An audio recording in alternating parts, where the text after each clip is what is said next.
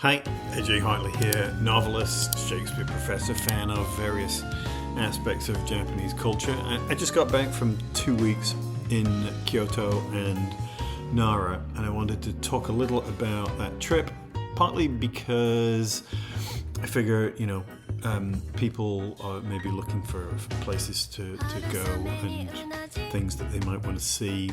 And if you don't have plans to go to Japan anytime soon, maybe you'll see stuff here which will be entertaining. Lots of pretty scenery, if nothing else. So to begin, we were in Japan a year ago, and as usual with those trips, we tend to move around quite a bit. So we used the JR Rail Pass, and we were in Tokyo, and we were in Hiroshima, and Himeji, and Okayama, and Kanazawa, and all over the place.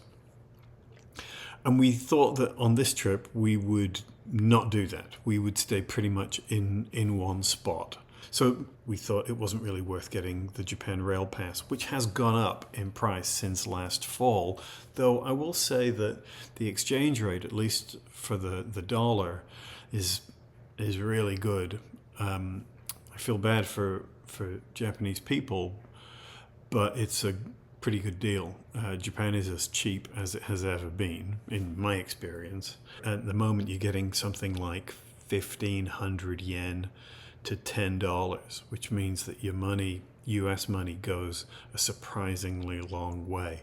I mean, we had great food, for instance, the whole time we were there, and I don't think we ever paid more than about $17 a head for a meal. Anyway, we did not do the Japan Rail Pass. Instead, what we did was we flew into Tokyo Narita from by Air Canada, and then took internal flights to the Kyoto area. There are 3 airports that serve the Kyoto area, and they're all about an hour and a half from Kyoto itself. So we flew ANA, All Nippon Airways, into the Osaka area, and then took an airport limousine bus into Kyoto Central. So we did 4 nights initially in Kyoto, then 3 nights in Nara, and then another 7 nights in Kyoto, and then headed out through Kix Airport this time, and that's Kansai International. So we were there 14 days total on the ground in Japan, 15 days for the entire trip. And part of what I wanted to talk about was just how much there was to do. Now, we've been to Kyoto and Nara a couple of times before, and that meant that there was a lot of the sort of top-rated touristy things which we didn't do because we've done them before, like Kinkakuji or Ginkakuji, and some of the most well-known temples we didn't do. And we were still absolutely busy, occupied all the time. We always say we're going to take it easy, but we never actually do. And there was more than enough to do for 2 weeks staying in that same area. If you were based in the Kyoto area, you could go to Osaka, you could go to Kobe, you could maybe go as far as Hiroshima or Okayama, though I think you're going, that's beyond simply a day trip. So you would have to spend nights, I think, there. That would be my feeling. But my point is, you don't need to. There's so much to do in Kyoto. Now, obviously, what you're looking for depends on your own preferences. We tend to sort of gravitate to temples and shrines and gardens and places that we can walk, and ideally also places where we can get away from other tourists. And if there's going to be a sort of through line in this video, it's going to be that the desire to escape from the hordes of tourists. We were there in July, where it's not quite as touristy as it can be because it's very hot. And I live in Charlotte, North Carolina. I have lived in the American South for the last, whatever it is, 27 years. And I found Kyoto very hot. And that's saying something. And it's not just the temperature, it's the humidity. And you know, as I've said before, I usually wear long pants and such because older people, older men tend to do that. They don't tend to go in shorts and stuff. After about 4 days, I gave up on the jeans. It was just too hot. I switched. I switched to shorts. I apologize to the Japanese nation. We didn't have the Japanese rail pass, but we did use metro trains, local trains, and buses, and that meant that we relied on the Suica card, or you can use an IC card as well, and those are great for local journeys, and you can top them up at convenience stores. We tended to use the Lawson's because my son's obsessed with the onigiri. So we would keep putting money on those and use them to travel around. And as I said in the video that I made when I was talking about basic practicalities about traveling in Japan, you need some kind of phone plan, whether that's an overseas service plan with your existing phone or a Japanese phone, or, this is what we use this time, a portable Wi-Fi. And we've used them before, and they're very good, and they're comparatively cheap. I think we use Sakura Wi-Fi this time, and it's terrific.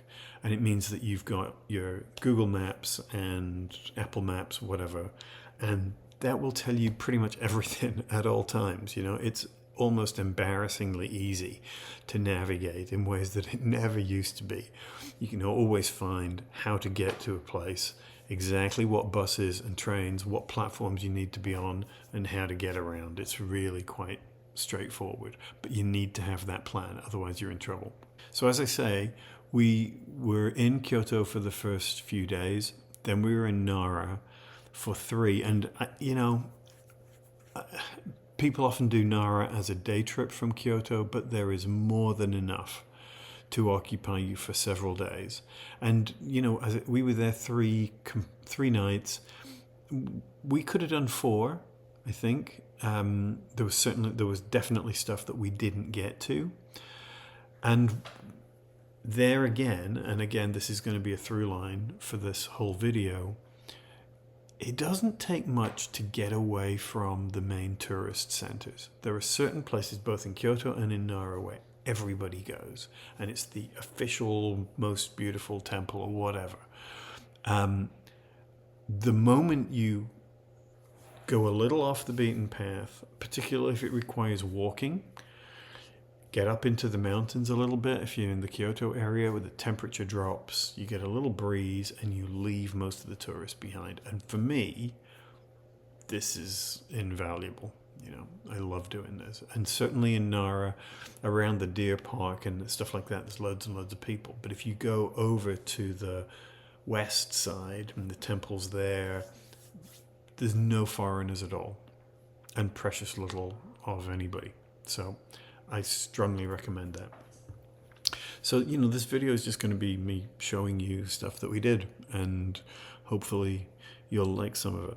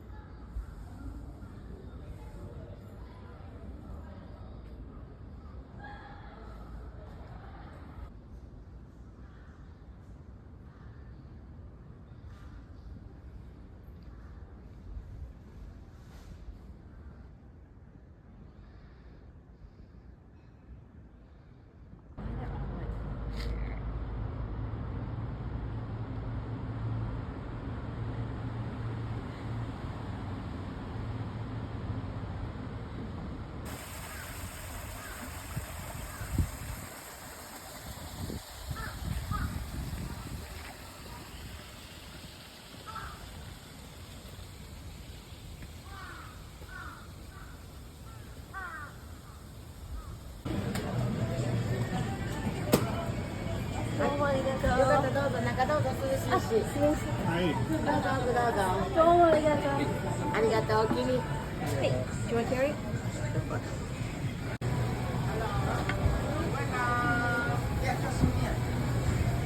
It's very early for alcohol. We're on holiday.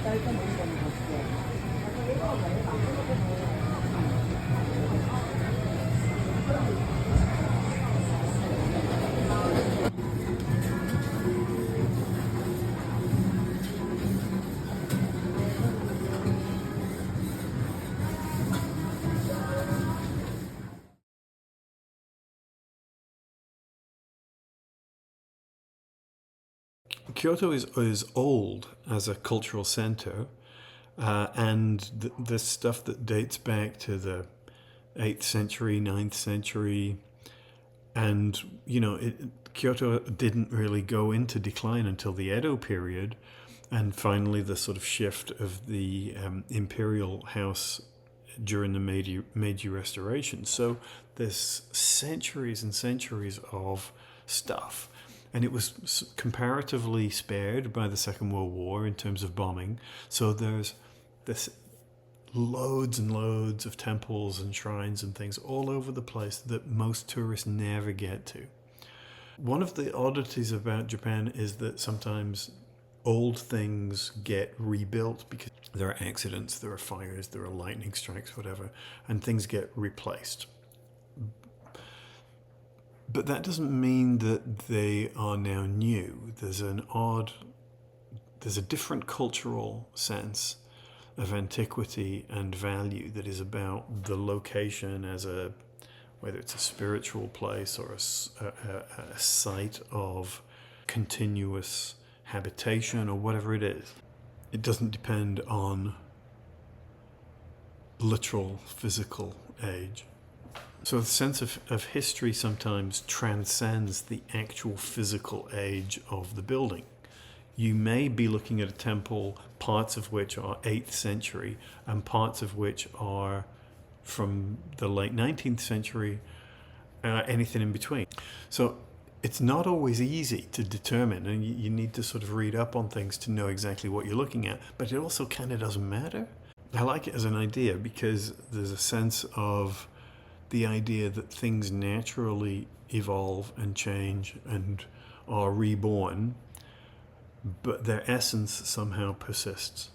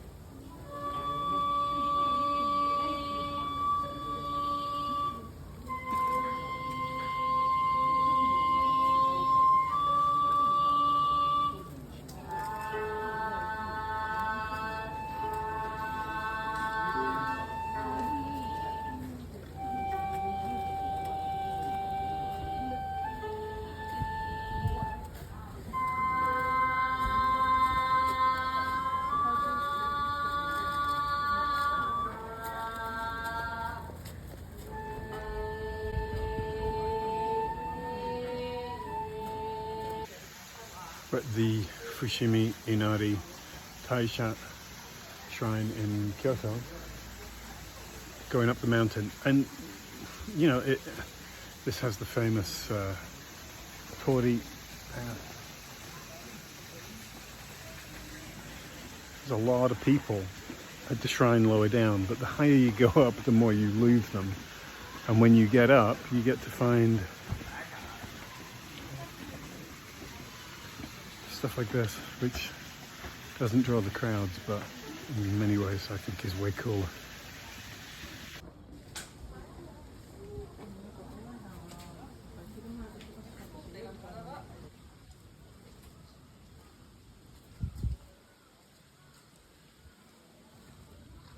Good Lord.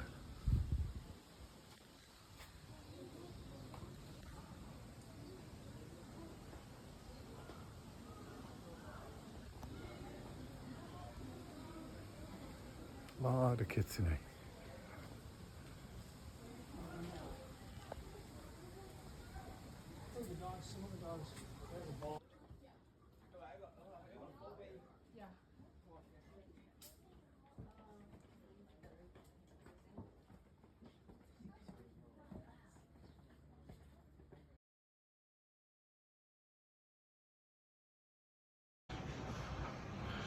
On the top of Mount Inari, there are dozens, maybe hundreds of individual fox shrines, kitsune shrines. They are everywhere.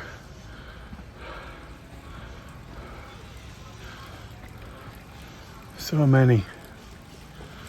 It's kind of amazing.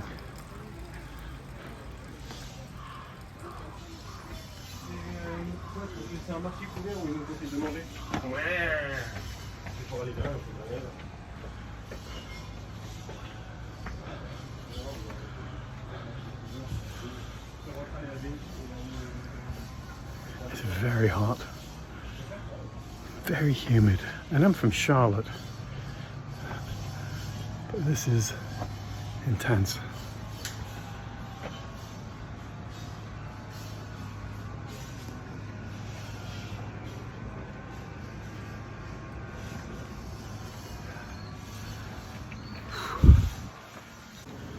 There's no one up here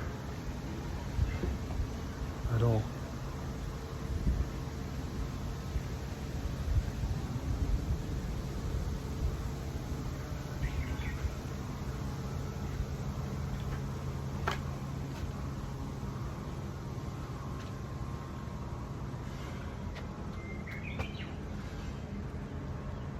Amazing. Can't get over this. So many of these shrines up here on the top, and there are no tourists. The main shrine is absolutely packed with people, but when you come up here, there's no one. It's fantastic.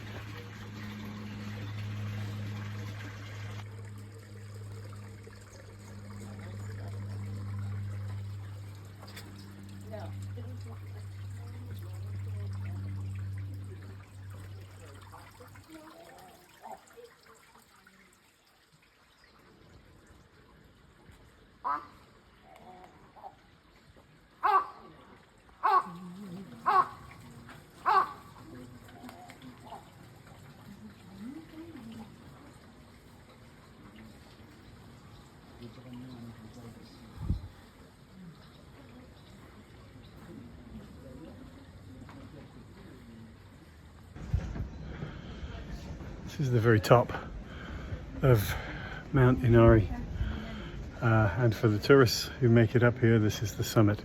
It's actually less interesting up here than in some of those little side questy offshoots that go off the main walkway as you come up around the mountain, but still pretty amazing.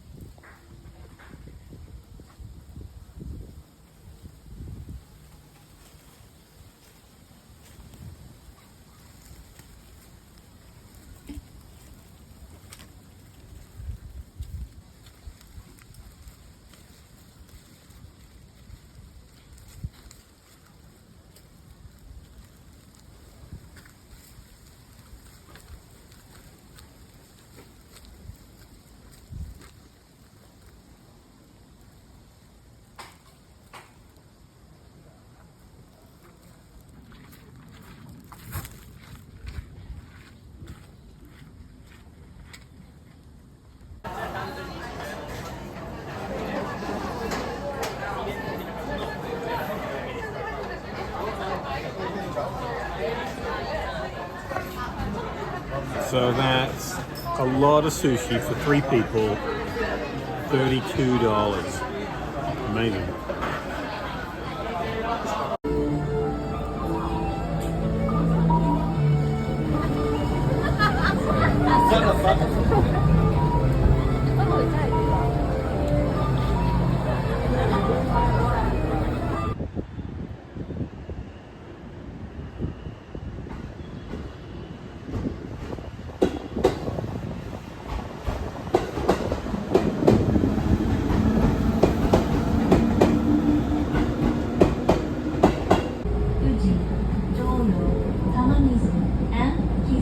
Before arriving at Nara. This train will not stop at Hartley. We will soon be making a brief stop at Kyoto.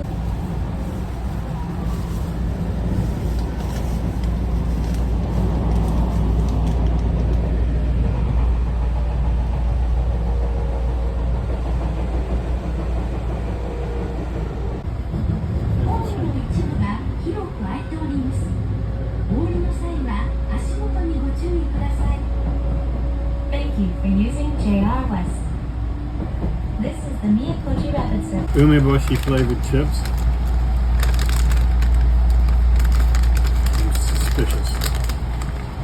I'm a huge umeboshi fan.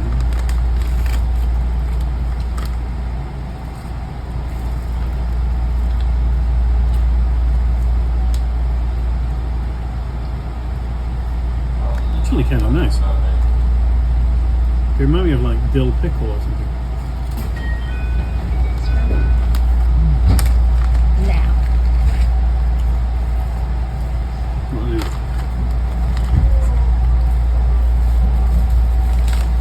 Honey butter.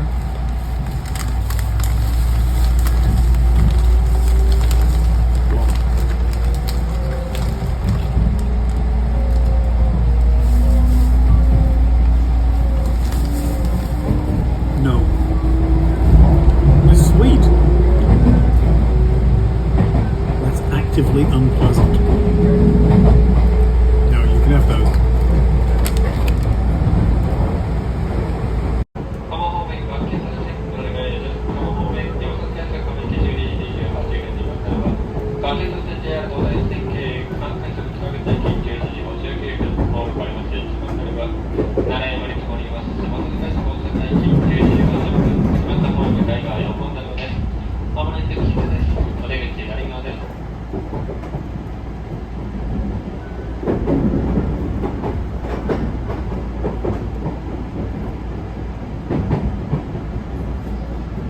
Nara is actually even older than Kyoto as an imperial center.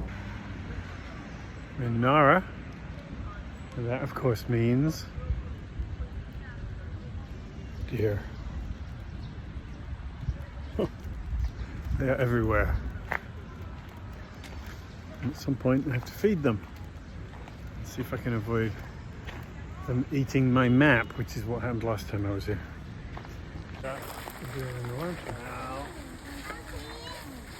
Right.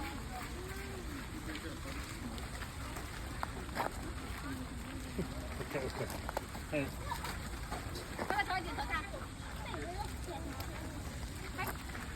Oh.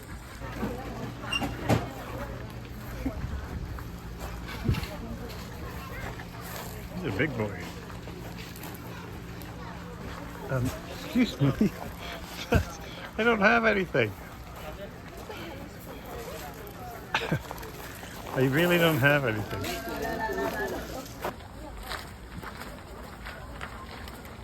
Where is he? I still have one case.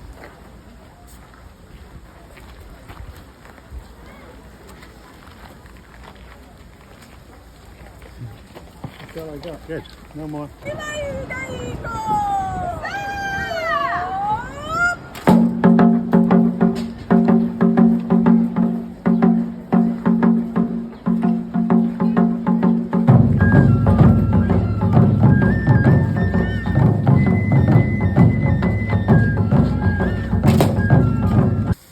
Alright, I'm going to try one of these. I don't know what they are. That's weird. Yeah, there's a sort of citrusy aftertaste. Not bad. Just a little unexpected. Okay. This morning I'm at Yakushiji Temple in Nara, and I mean, it's absolutely spectacular. And as you can see, there are almost no tourists here at all. This is a little ways from the central park area where all the deer are, and the foreigners just do not make it over here, which is really kind of sad because it's extraordinary, beautiful. Look at that.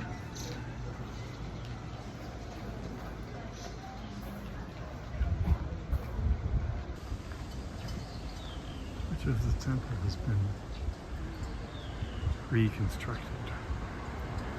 The original style of the two pagodas was unique at the time. It's only the one on the left, the East Pagoda, which dates from the original construction, which is like 8th century.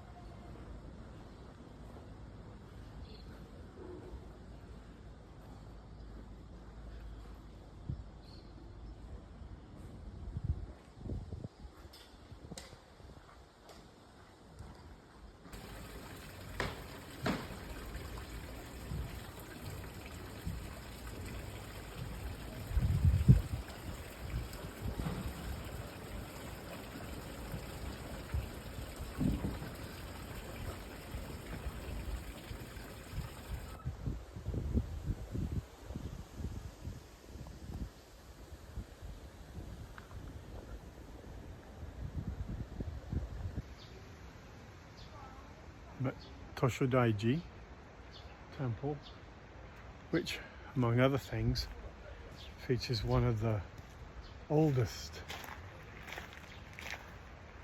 of these Buddhist temple structures. These are 8th century. This one behind me is two-story structure. It's 13th century, the little pagoda thing.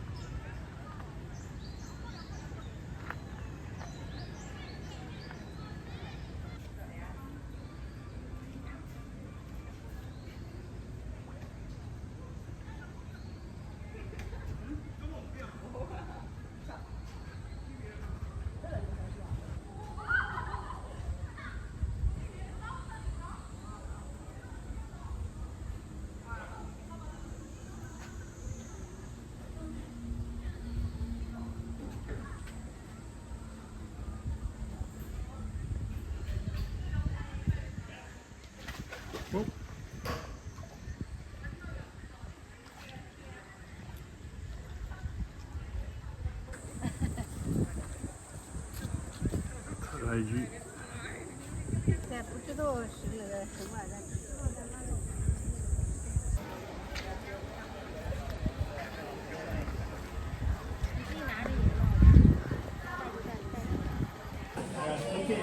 we're at Todaiji Temple in Nara, which among other things is what I think is one of, if not the largest bronze Buddha in Japan. It's very crowded. Most people are here for the deer.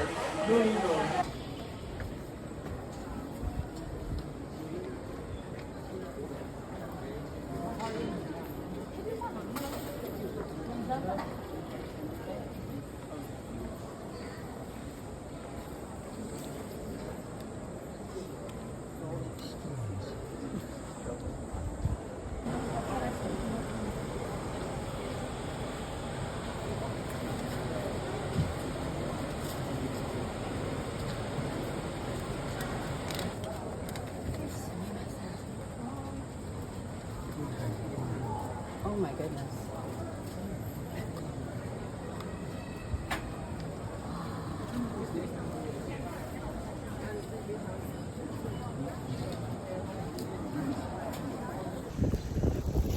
I guess this is true everywhere, but it does seem particularly striking in Nara and other touristy centers in Japan that the moment you step away from like the big official site, all the crowds vanish.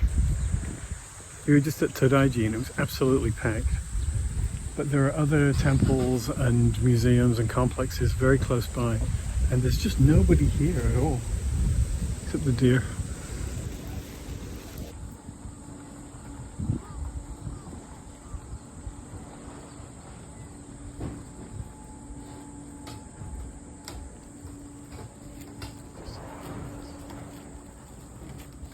Just beautiful.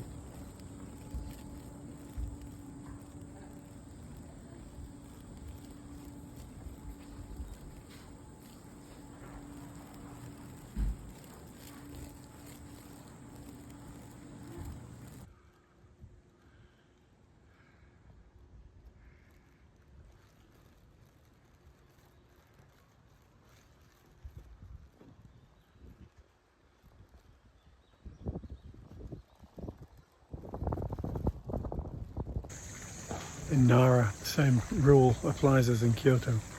The higher you go, the more you leave the tourists behind. And there are some really spectacular things here, just a little bit off the beaten track.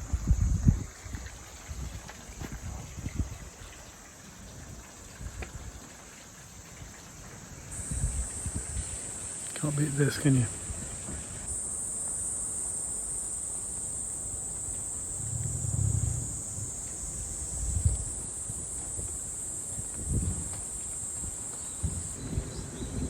I mean, how cool is this?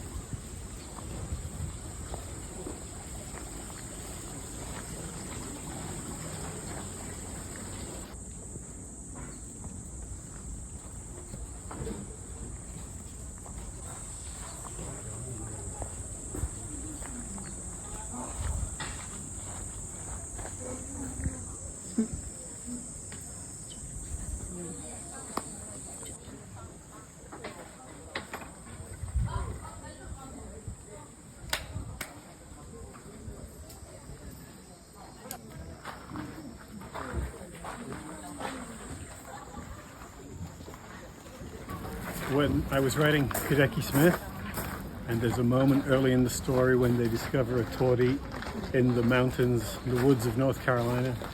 This kind of thing is exactly what I was thinking of. Except here, also, we have here. Now,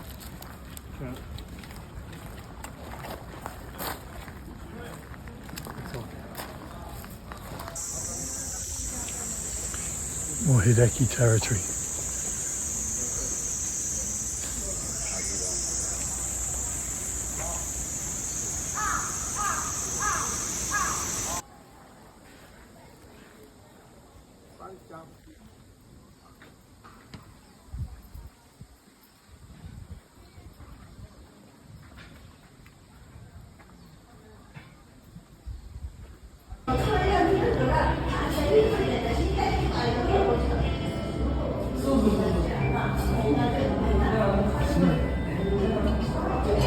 It's like real strawberry.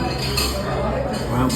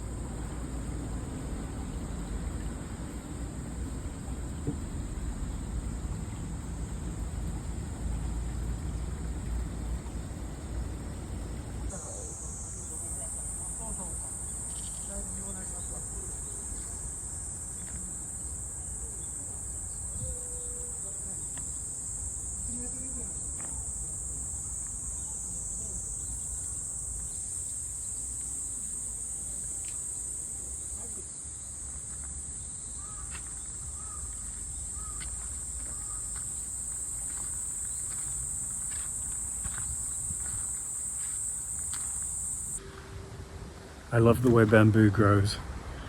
The formality of it, like columns, gives a sort of air of ritual and magic to wild places. Love that.